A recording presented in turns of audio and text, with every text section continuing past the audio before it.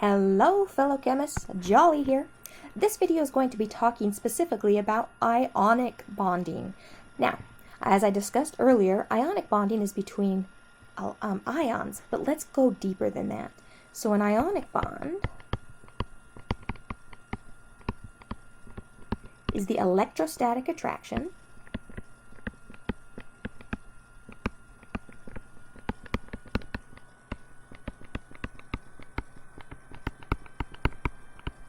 between two charges. And those two charges have to be positive and negative. Now, can it be more than two charges? Well, yes, but you have to have at least a positive and a negative.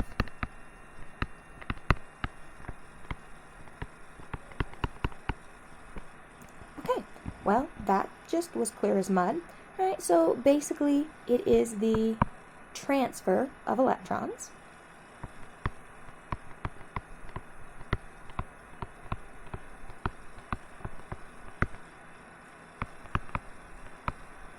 from one atom to another.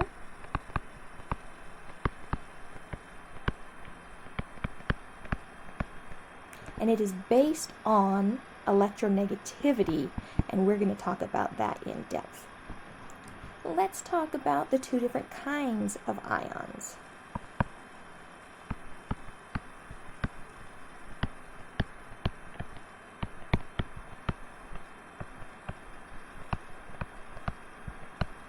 And we're going to talk about the two types, which are based on charge, which are, number one, cations,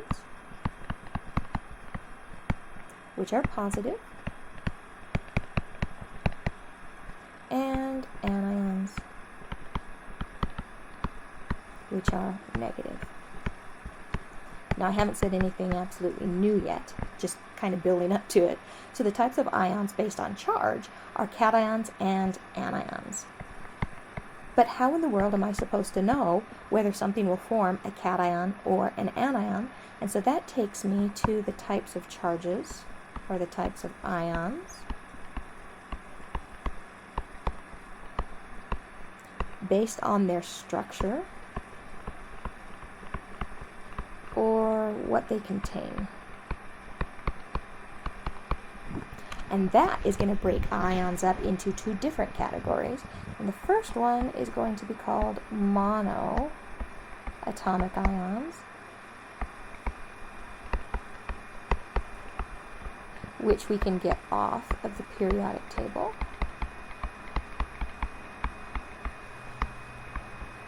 And polyatomic,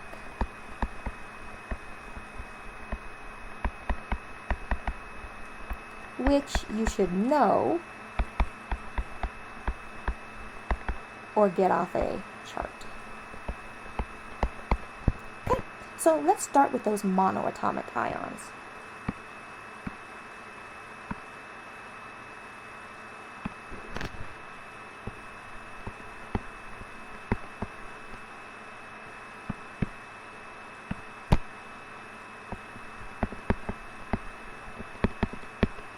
Mono, of course, means one atom.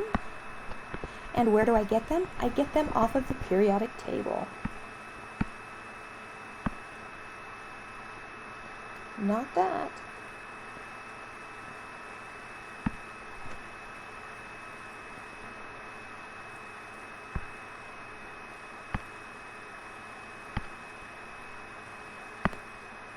How about let's try that again?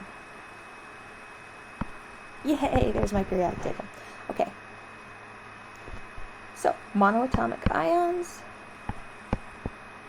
come from one atom. And we're going to be able to predict some of their charges right off the periodic table. Or with a little work, we can get most of their possibilities off the periodic table.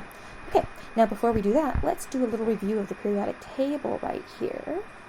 And let's find the staircase. Now remember, the staircase divides the metals from the non-metals.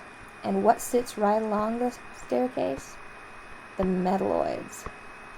And the metalloids, remember, have characteristics of both the metals and the nonmetals. So on the staircase is the metalloids. We've got the metalloids.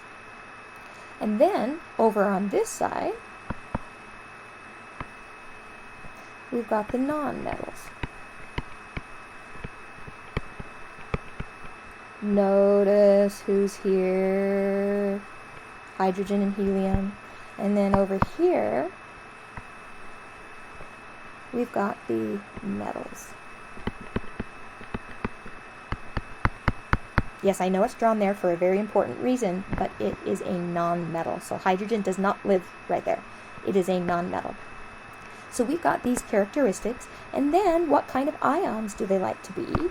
And metals prefer to lose electrons, and therefore they become cations or positive. The nonmetals prefer to gain electrons and become anions. And the metalloids, for the most part, follow the nonmetal rules, for the most part. Okay, well, we now know who wants to be positive, who wants to be negative. Let's try and figure out the actual charges. Now, there are some common rules, and these I call fixed charges, which means you can get it right off the periodic table. And so whoa, that was ugly. The alkali and the alkali earth, hydrogen does not live here.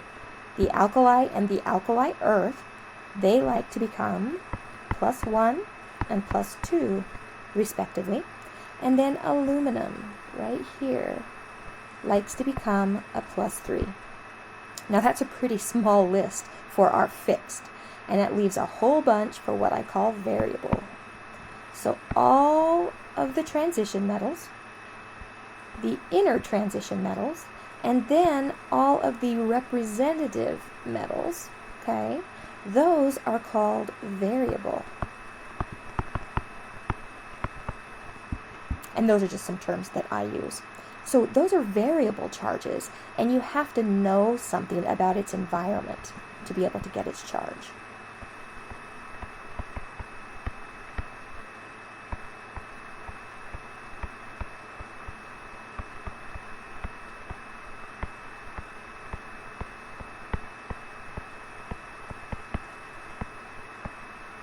Where the fixed are always that charge.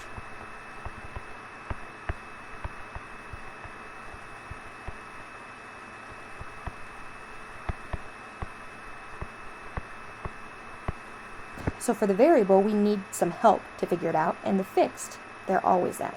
Now, what about the non-metals? How are we going to figure that out? Now, first and foremost, let's look at these wonderful noble gases. Okay, they're happy. They have a completely full shell.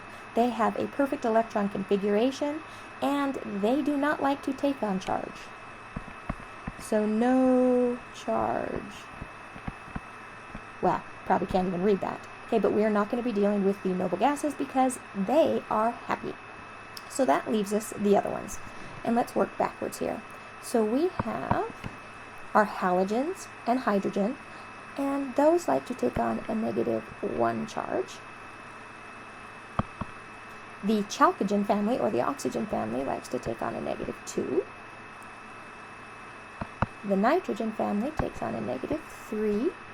And the carbon, if you force it to, it will take on a -4 ionic charge. And then boron is a metalloid, so it'll kind of follow along, but these are the basic ones. So we've got this one, column 17 is a -1, column 16 is a -2, column 15 is a -3, and column 14, usually just carbon, and silicon when we consider it, is a -4. And that's how the non-metals would actually react. So we now know who's going to be positive, who's going to be negative, and we also know the charges that they will each take.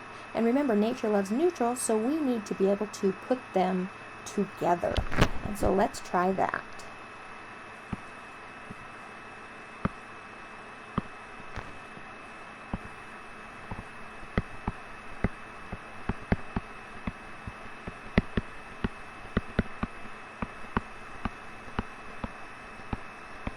All right, now remember, nature loves neutral.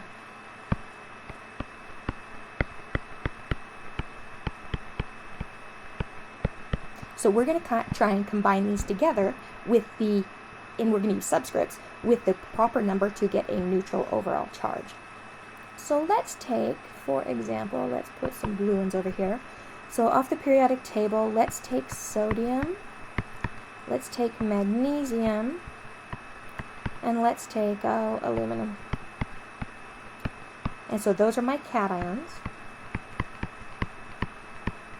And over here, for my anions, let's take a chloride, let's take a sulfide, and nitrogen, nitride.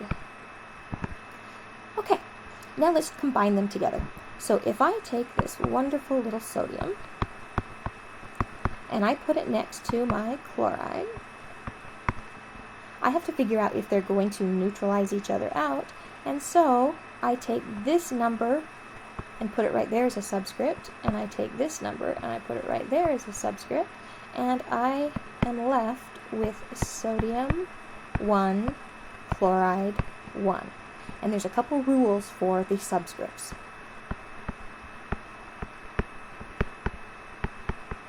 Number 1, you don't have to put the number 1.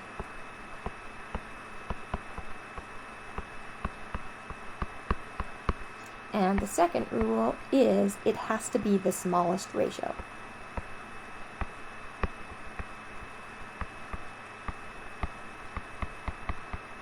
So I would rewrite this as sodium chloride, and that would be my formula.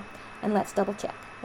I have a 1 times a plus 1 plus 1 times a minus 1, and overall it equals 0, so it's neutral. So that is a great formula. All right, let's try sodium with the sulfide.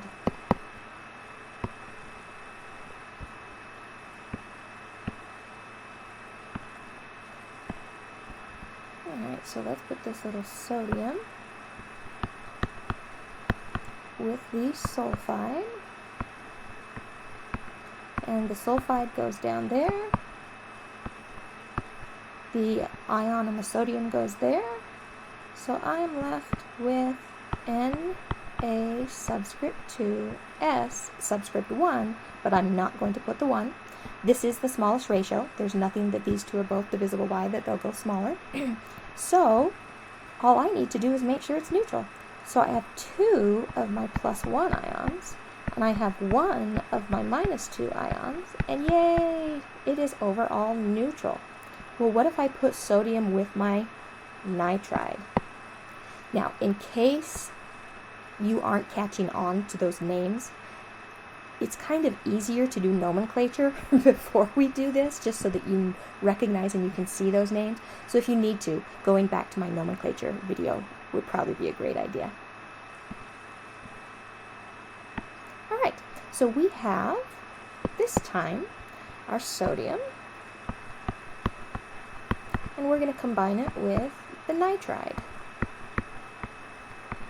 So this one goes there, this one goes there, and we have sodium 3 nitride. And let's check. I have 3 positive ones, and I have 1 negative 3s, and it's overall neutral, so yay, it looks perfect. All right, let's do the others.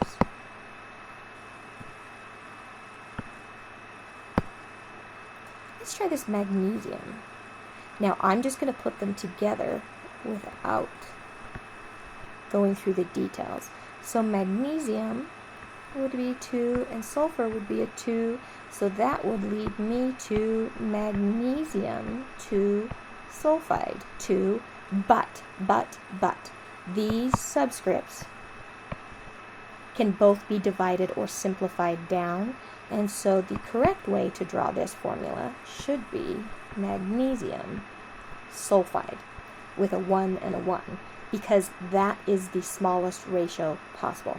Now, just a little side note, why in the world do I even care? Well, that's a very interesting question. So let's put that sodium chloride back on. Sodium chloride exists in nature as a positive sitting next to a negative. Well, that begs the question, is it just one positive sitting next to one negative? I mean, is that even possible? And the answer is no. We can have thousands, millions of those sodiums next to those chlorides. And I don't want to know about the millions. I just want to know what the smallest ratio to make it neutral is. So I could technically, I'll just say 100 here. I could write it that way. But is that the smallest to make it neutral? No. That's why we always go to the smallest ratio. And so the correct way to draw it would just be 1 sodium and 1 chloride. That is not implying that you can ever have 1 sodium ion next to 1 chloride ion and it exists by itself. Okay, they tend to cluster together. But that is why we use the smallest ratio. All right, so we now have magnesium sulfide. Let's try the magnesium with the chloride.